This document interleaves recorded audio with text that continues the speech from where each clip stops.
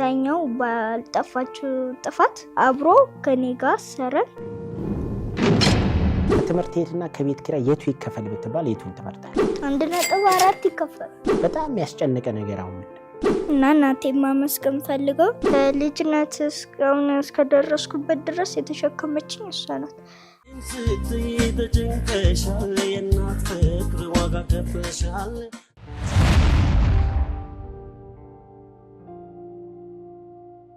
የዛሬው እንግዳችን በ5 ዓመቱ እናትና አባቱን ለማስታረቅ የደከመ ሽማግሌ ነው። ዛሬ 10 ዓመቱ ሆኖታል። ይህ እንግዳችን ከዚህ ቀደም ለእናንተ ካቀረብናት ከባለ ታሪካችን ባዩሽ የተወለደው የ10 ዓመት ታዳጊው ያብስራ ነው። ከልጅ አዋቂው ህፃን ያብስራ ጋር አብረን ቆይታ እናደርጋለን።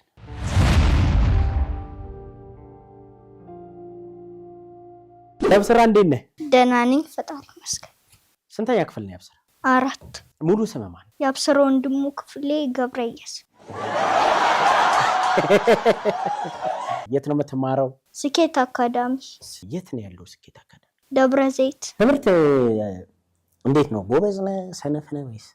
ከ1 እስከ 4 ትወጣል። ከ3ኛ ወደ 4ኛ ስታልፍ ስንት ገባ? 5 ነው የወጣው። ምክንያቱም በዛ ሰዓት አልተፈተንኩም። ለምን? የሆነ የማይሆን ጉዳይ አጋጥሞን ነው። ምን ጉዳይ ገጠመ? አንተ ልጅ አይደለ እንዴ? ምን ጉዳይ ገጠመ? እናቴ ከህፃንነቴ ጀምሮ ነበር ያሳደገችኝ። እሺ። ሲያቅታት ቀለብ ስትጠይቅ ዳኛው ባልጠፋችው ጥፋት አሰራት። አብሮ ከኔ ጋር ሰረን። አንተ ታስረ ነበር? ወደ ቃሊቲ ሲወስዱን አንቀበልም። ከዛ 1 ወር ከ6 ቀን አሰረ። እና እስር ቤት 1 ወር ከ6 ቀን ቆየ አንተ? የት ነው የታሰርከው? 5ኛ። እንዴት ነው ግን እስር ቤቱ? ያሳቀቃል። እኔ ግን በዛ ሰዓት ፖሊሶች አይምሮዬ እንዲዝናና ያወጡኛል ምናምን። ይዘው ውጪ ይወጣሉ። ምን ላይ ነበር የምተኛው? ፍራሽ ላይ። ከዛ እስር ቤቱ ምግብ የለውም እንዴ? አለው ግን የዛ አይጣፍጥም። እና እንዴት አለፍ 4ኛ ክፍል? በዛ ሰዓት 4ኛ ነበር የወጣሁት። አስተማሪዎቹ ውጤቴ አሪፍ ስለሆነ 5ኛ እንደወጣሁ አድርገው ሰሩልኝ። ስራ ስንት ዓመት ነው? 10። አሁን ወደ 11 ነው። በጣም የፈራህበት ወይም ያዘንክበት ጊዜ አለ እንዴ? የዘንኩበት ጊዜ ምንድነው? የሆነ ጊዜ አባቴ ቤት ሄጄ ሚስት አለችው እና እህቴን አብላሽ ታውቁ እንደ ሚስት ሲሆነች፣ እኔ ደግሞ በዛ ሰዓት 5 ዓመቴ ነበር። ከእናቴ ተነጠየ ዘይጅ። ለምንድን ነው የሄድከው? ለማስታረቅ። ከማን ጋር? አግብቶ ከእናቴ ጋር አግብቶ አገኘሁት። በዛ ሰዓት በቃ ቤተሰቦቹም ለምን መጣህ ብለው ተጽዕኖ ያደርጉብኛል። ያላልኩትን አልክ ብለው ያሰቃዩኛል። ካሰቃዩኝ በኋላ ማታ አባቴ ስራ ስለሚውል ሲመጣ ነገርኳ ብለው ያስፈራሩኛል። እንደዛ አይነት ተጽዕኖ ያደርጉብኛል። መቼ ነው የተወለድከው? ታህሳስ 23 ዓመተ ምህረት 2007። እና ልደትህን እንዴት ነው የምታከብረው? ህፃን እያለሁ ምናምን እንጂ አሁን ስላደኩ አላከብርም። እኔ ራሱ በጣም እኮ ነው የማከብረው። አንተ አድጋ አታከብርም? what ያብስራ በጣም የምትወደው ነገር ምንድን ነው? ኳስ ነው ለጨዋታ። ከሻይና ከቡና ምንድን ነው? እና ምክንያቱም እድሜም ስለማይፈቅድ ሱስ ያስይዛል። ለዛ ነው ቡና። ሌላ ሱስ የሚያስይዝ ነገር ምን አለ? ኳስ በጣም ሱስ ያለባቸው ሰዎች። አንተ አለብህ? ብዙም ቢሆን አለብኝ። ሱስ ምን ይጎዳል እንዴ? የሆነ ጊዜ አለ ቡና በጣም ትጠጣለህ። ከዛ የሆነ ሰዓት ብርም አለቀ ቡናም አለቀ። ከዛ ከሌለስ ኬት ታመጣለህ? ከኳስ ተጫዋቾች የምትወደው ማን ነው? ክርስቲያኖ ሮናልዶን። ምክንያቱም ሮናልዶ በራሱ ችሎታ ነው። ሜሲ ተፈጥሮ ነው። ተፈጥሮ ደግሞ ኬትም የተለየ ተፈጥሮ ይኖራል።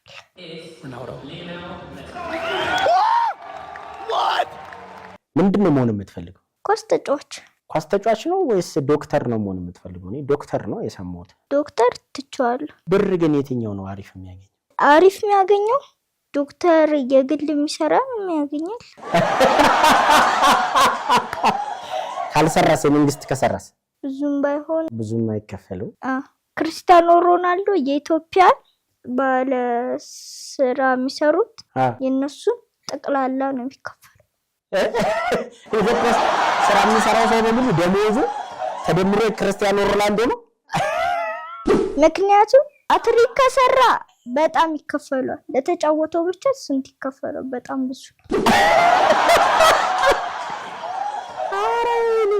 ዘንበላም እንደከወኛ ከሰራ የሰራነ ያንዳንድ ሺህ ያለሽ ደሞዝሽ ክርስቲያኖ ሮናልዶ ነው ተደምሮ 1.4 ይከፈላል 1.4 ምን ዶላር ቶንጂ በእናትህ አንተ ነው ህይወት እንዲያስጠላኝ የምታረግ ኳስና ህይወት ምን አገናኝ እንደና 1.4 ሚሊዮን ዶላር የሚከፈለው ሰውዬ እየነገርከኝ እንዴት ይሻለኛል እኮ እኔ እኮ 1 ብር ከ40 ነው ያለኝ እኮ 1 ብር ከ40 እንደዚህ ይባላል ብር ከ40 የለም 40 ቀርቷል 10 ሳንቲም ስለኔ እኔ እንደማውቀው ከሆነ 41 ብር 41 ብር አለ ብር ከ40 ነበር 1 ብሩም ጠፍቷል በእኛ ጊዜ ብር ከ40 ነበር ብር ከ50 ለስላሳም ጠጥተናል ለስላሳ ስንት ነው የምትጠጣው ማለት 60 ብር እኔ ብር ከ50 ጠጥቻለሁ እናንተ እኮ ደና ጊዜ ነበር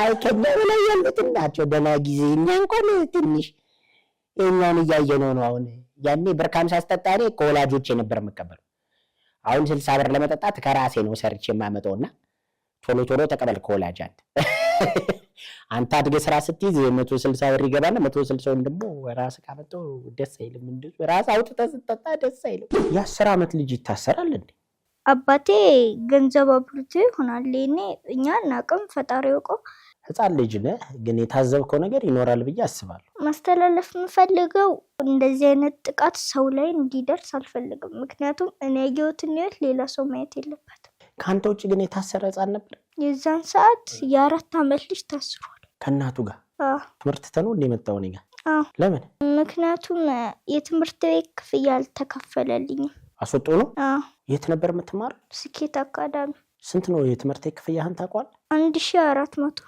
ስንት ጊዜ ነው ያልከፈልከው 2 ወር አሁን ድሮ አንዳንዴ ትምህርት ቤት ስቀር ደስ ይለኝ ነበር አንተ ግን እንዴ ነው ምን እየተሰማ ነው በጣም ተጽዕኖ አሳድሮብኛል እንዴት ምክንያቱም እኔ አንድ ቀን ትምህርት ቤት መቅረት አልፈልግም ቢያመኝም የታገልኩ ገባለሁ አዲስ አበባ ማን ጋር ነው የምንኖረው አዲስ አበባ ማንንም ጋር ሰው አልጋ ያያዘልን የት ሰፈር አደርክ እስካሁን አዲሱ ገበያና አውቶቡስ ተራ በጣም ያስጨነቀ ነገር አሁን ምንድነው ያስጨነቀኝ የቤት ኪራይ እንዲከፈል ከትምህርት ቤትና ከቤት ኪራይ የቱ ይከፈል ብትባል የቱን ትመርጣለህ መመርጠው የቤት ኪራይ ምክንያቱም ማደሪያ ከሌለ ትምህርትንም መማራች ምን ተስጧለህ እስቲ እኔ የቀልድ ኮሜዲያን ያብስራዚ ስቱዲዮ ነው ያለው ክብራትና ክብራት ሁለት ወንድማማቾች ነበሩ ከዛ አንደኛው ወደ ውጭ ሀገር ሊሄድ ነበር ከዛ ወንድሜ ምን ላምጣልህ ከውጭ ሀገር ሲለው ላምበርጊኒ መኪና አለው ከዛ ሲመለስ ምን ይዞልህ መጣ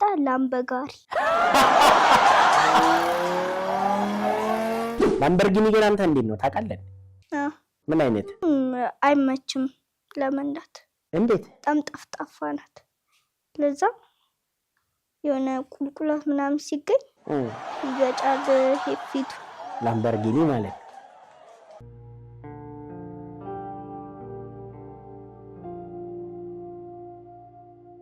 ሁለት አባትና ልጅ ቁጭ ብለው ልጁ ሁሌ ፌስቡክ ነው የሚያየው እሺ እንደዚህ አለ ልጄ እኛኮ ባህልና ወጋችንን ረሳ እሺ ለምሳሌ በግ እንዴት ይታረዳል ሲለው መጀመሪያ በግ ተራ ትሄድና በግ ሰርች ታረጋለህ አለው ከዛ ላይክ ያረከውን ቤት ወስደህ መሬት ላይ ዳውንሎድ ታረጋለህ አለው ከዛ ዳውንሎድ ካረከው በኋላ አንገቱን ሾርት ከት ታረጋለህ አንገቱን ሾርት ከት ታረጎና ከዛ ሆዱ ላይ ያሉትን አፕሊኬሽኖች የሚሰሩትን ሆዳችን ላይ ፖስታለን ማይሰሩትን ድሌት ላይ እናስቀምጣለን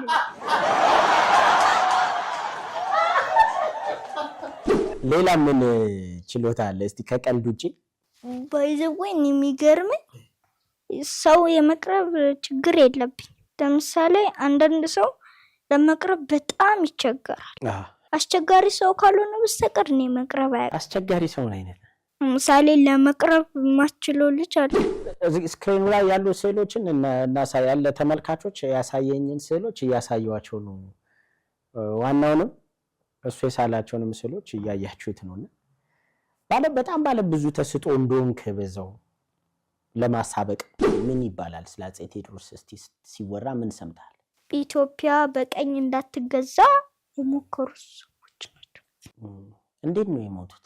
አፄ ቴዎድሮስ የራሳቸውን ጥይት በመጠቀም። አፄ ሚኒሊክ የሚባሉ ግን የሆኑ የጣሊያን ንጉስ ነበሩ። ኢትዮጵያ ተዋግተዋል እንዴ እሳቸው? ከማን ጋር? ከጣሊያን ጋር። ጣሊያን ነው የሚያሸንፈው እንዴ? ጣሊያን በጣም ኃይለኛ ሀገር ብትሆኑ ኢትዮጵያ ደግሞ ህዝቦቿን በመጠቀም ያለ መሳሪያ ያጠቃቻት። እና ማን አሸነፈ? ኢትዮጵያ ናት። ጣሊያንን ምንኮራባት ሀገር ጣሊያንን። በእውነት ስለ ኢትዮጵያ ስታስብ ግን አንተ ምን ይሰማል? እንድታድግ ምን ማድረግ አለብን? ለምሳሌ በየቦታው ወደ ውጭ ሀገር የተሰማሩ ሰዎች ካላቸው ወደ መንግስት አስተላልፎ እሱ ደግሞ ሀገሪቷን ማሳደግ ይችላል። ምን ካላቸው ነው ወደ መንግስት የሚያስተላልፉት? ብር። አሁን ግን ኢትዮጵያ እኮ አድጋለች። አንዳንድ ሰዎች ናቸው። እግዚአብሔርን የምጠይቀው ጥያቄ አለ። ለእናቴ ጤና ሰጥቷት እኛ ለሰው ምን ተርፍበት እንዲሰጣ ቤት ይሰጣል። ሌላም እኔም ትምህርቴ ግልጽ እንዲሆንልኝ እንዳልስተጓጎል ሌላም ፈጣሪ ጸሎትን ያሳካል። እናትህን በጣም እንደምትወዳት የሆነ ሚስጥር የነገርከኝ ነበር። ትወዳታለህ? ምንድን ነው የምትወዳት? ምክንያቱም ስለወለደችኝ ብቻ አይደለም፣ ከልጅነት እስከደረስኩበት ድረስ የተሸከመችኝ እሷ ናት። አባቴ ተሸክሞኝም አያውቅም።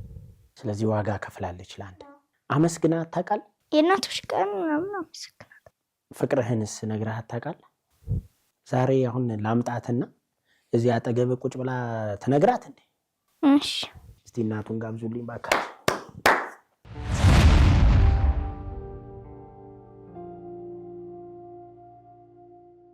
መግለጽ ፈልገው ለእናቴ እስከዛሬ ድረስ አንቺ ባትኖሪ እዚህ ደረጃ አልደርስም እና እናቴ ማመስገን ፈልገው እስከዚህ ድረስ ያደረሰችኝ እሷ ስለሆነች ከፈጣሪ በታች ማመስገን ፈልገው እሷን ነው እና ሌላ ማመሰግነው ነገር የለም። እናቴን እወድሻለሁ።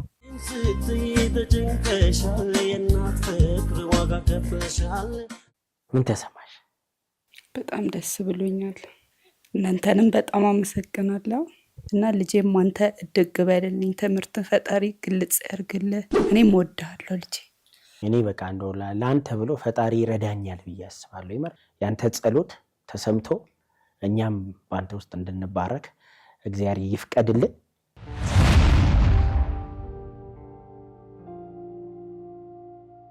አንዳንድ ቦታ ማጨስ መቃም እና ሽንት መሽናት አይቻልም ተባለ።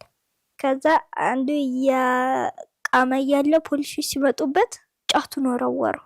ከዛ ምን እየሰራ ነው ሲሉ ምንም አለ። በል ሲል ይሄ ምንድን ነው ሲሉት የአርሰናል ሜዳ አላቸው። ሌላ ደግሞ የሆነ ሲጋራ እያጨሰ ከዛ ፖሊሶች ሲመጡበት ወረወረውና የፈረስ ቂጥ ስር ከተተው። ከዛ ሰዎች ምንድነው አሉትና መጡ። አንተ አሉት ለምንድን ነው የምታጨሰው? እኔ አላጨስኩም። እሺ ምንድነው ሲሉት ፈረሱ ያለው ምንድነው ሲሉት ያለው ነዳጅ እያስነሳው አላቸው። የሆነ ሰውዬ ደግሞ ሽንቱን እየሸና ፖሊሶች መጡበትና አንተ አሉት። አቤት አላቸውና ምን እየሰራ ነው ሲሉት አንተን አይቶ እያለቀሰ ነው።